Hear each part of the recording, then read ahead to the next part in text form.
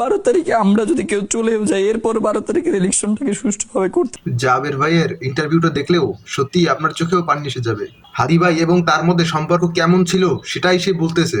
জাবের ভাইয়ের একটা চাকরি হয় ইংরেজি শিক্ষক হিসেবে। ইউএসসিতে ইংরেজি শিক্ষক হিসেবে জব হয়ে। যেদিন জাবের ভাই চলে যাবে সেদিন ভোরবেলা নামাজের পর ওসমান হাদি ভাই তার হাতটা ধরে বলতেছিল, তুমি চলে গেলে আমি তো একা হয়ে যাব।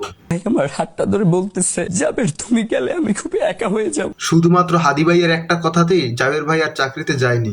এর মাঝে জাবের ভাই কাঁদতে কাঁদতে বলে, এই হাদি ভাইয়ের জন্য আমি আমার ক্যারিয়ার দিকে তাকাইনি, কিন্তু হাদি ভাই আজ আমাকে ছেড়ে চলে গেছে। সেই রিক্সায় ভাই থাকতো, সেই রিক্সায় আমি থাকতাম সবসময়, কিন্তু আমি সেদিন ছিলাম না। আমি যদি থাকতাম তাহলে আর ভাইকে সেদিন গুলি করতে পারতো না। রিক্সাটা যদি আমি থাকতাম তাহলে হয়তো ভাইকে গুলি করতে পারতো না। এর মাঝখানে জাবের ভাই একটি কথা বলে, এই যে আমরা রাস্তায় নেমে বিচার চাই বলতেছি, আপনারা জাস্ট একটা কথা বলেন, শহীদ হাদি হত্যার বিচার করবেন। বিশ্বাস করেন আমরা আর রাজপথে দাঁড়াবো না। আপনারা কেউ একবার বলেন শহীদ ওসমান হাদির হত্যার বিচারটা করবেন, আমরা কেউ আর রাজপথে গিয়ে দাঁড়াবো। শেষের কথাগুলো আপনার মনটাকে খুব ভারী করে দেবে। জাবের ভাই বলতেছিল, আমরা জানি আমরা খুব নিঃসঙ্গ, আমাদের কোনো অভিভাবক নাই, আমরা খুব নিঃসঙ্গ, আমাদের কোনো অভিভাবক নাই। এজন্য আমরা একজনকে বেছে নিচ্ছি অভিভাবক হিসেবে, আমাদের আল্লাহকে। আমরা এই জন্য আমাদের অভিভাবক আল্লাহকেই মেনে নিচ্ছি, যে আমাদের একমাত্র অভিভাবক এখন আল্লাহ।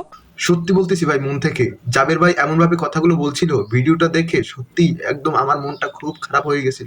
এই যে নির্বাচন নিয়ে এত আমেজ হচ্ছে, এত প্রচারণা হচ্ছে, বিশ্বাস করেন ভাই, এর মাঝখানে আমাকে একটা কথাই ভাবাচ্ছে, যদি আজ হাদি ভাই বেঁচে থাকতো তাহলে সেও আজকে প্রচারণা করতো, মানুষের কাছে গিয়ে গিয়ে ভোট চেত।